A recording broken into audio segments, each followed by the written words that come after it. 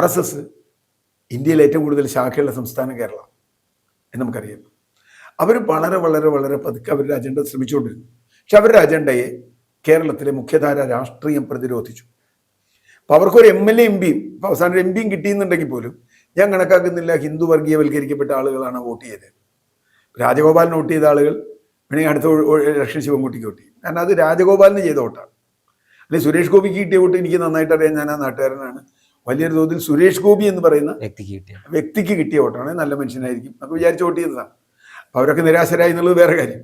ഏതായാലും അങ്ങനെ വിചാരിച്ച് വോട്ട് ചെയ്ത കുറേ ആളുകളുണ്ട്, മറ്റു ചില കാര്യങ്ങൾ.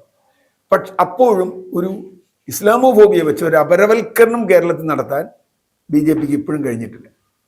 കുറേ വോട്ടുകൾ അവർ കൊണ്ടുപോയി. പക്ഷേ CPM-നെ സംബന്ധിച്ചിടത്തോളം കേരളത്തിലെ ഏറ്റവും കൂടുതൽ ഹിന്ദു വോട്ടുള്ള പാർട്ടി CPM ആണ് ഇപ്പോഴും.